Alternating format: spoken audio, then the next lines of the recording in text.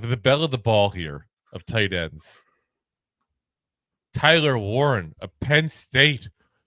This was the guy who was the backup for Theo Johnson last year, guys, at Penn State. I think you all know who Theo Johnson is. If you're watching this channel, you're probably a Giants fan, which means you might be a little familiar with the guys. We drafted him. You may have heard about us talking about once or twice. Once or twice, or 3 times, or 20. 6'6", 261 pounds, 22 years old, from Mechanicsville, Virginia. Which, contrary to belief, I had to Google this to verify.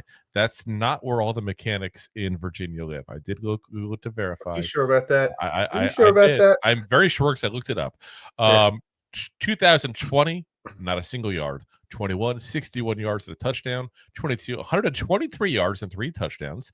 23, it's the prayer season when he backed up Theo Johnson. 422 yards, 7 touchdowns. 3rd team All Big Ten. And I remember when we were doing scouting on Theo Johnson, this kid did pop up on tape a lot. They did do a lot of double tight end sets because they knew what they had in those two.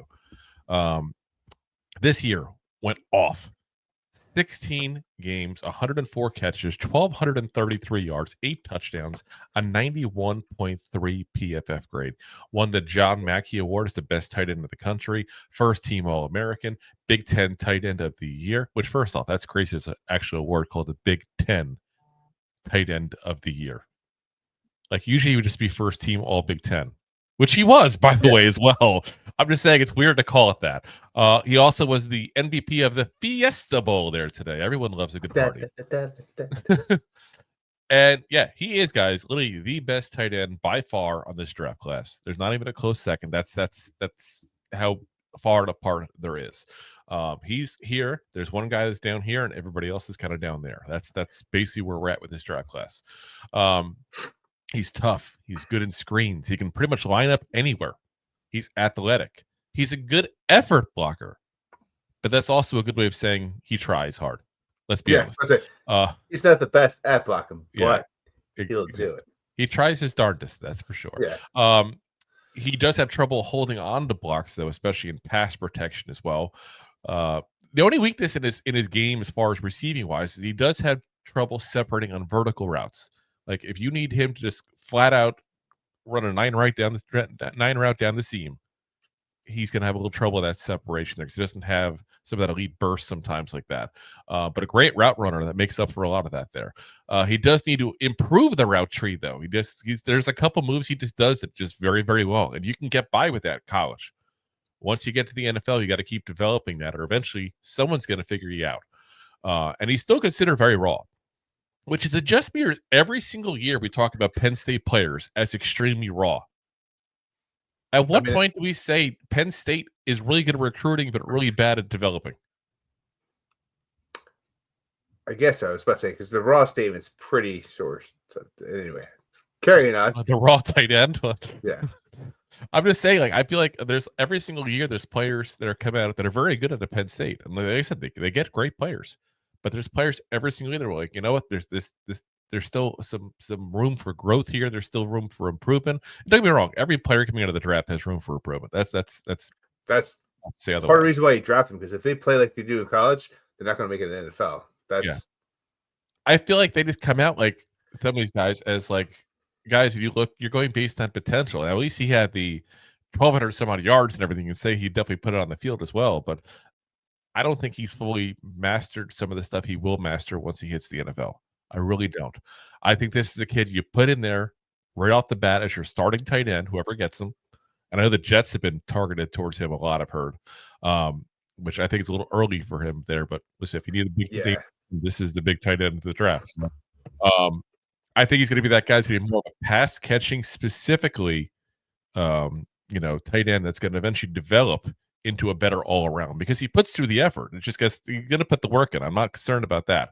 But I think in the beginning, you got to recognize that you may want to put a running back behind him in some of the pass protections. If you keep him in as a blocker, you may want to go ahead and maybe utilize him more as a passer, as a receiver than an actual blocker in those scenarios even. Just try to take away some of that as best you can until he gets better at it.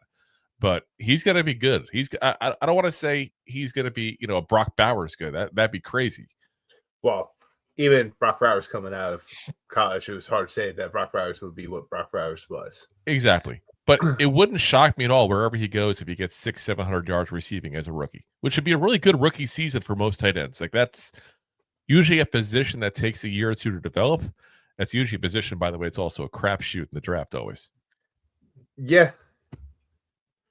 And it's like also one that's, I mean, it's a hit or miss, which is, I mean, everyone says it, but it's like, there's a lot of hype a lot of times around tight ends, and they take them way too early, and it just doesn't pan out. And it's usually like those third, fourth round tight ends. Looking at you, Kyle Pitts. Yeah. That comes out there, and they look really good and play well. So looking at you, George Kittle. Yep. So this is a guy that looks like you could take him in the first round, and he could be one of those guys. And I think he benefits because of what Brock Bowers did. Because Brock Bowers, in reality, people knew he was one of the top 5 talent in the draft, basically, if you take out the positional value thing. And he sat for a little bit because of the fact that, let's be honest, we said a lot of first-round tight ends, it just doesn't quite pan out.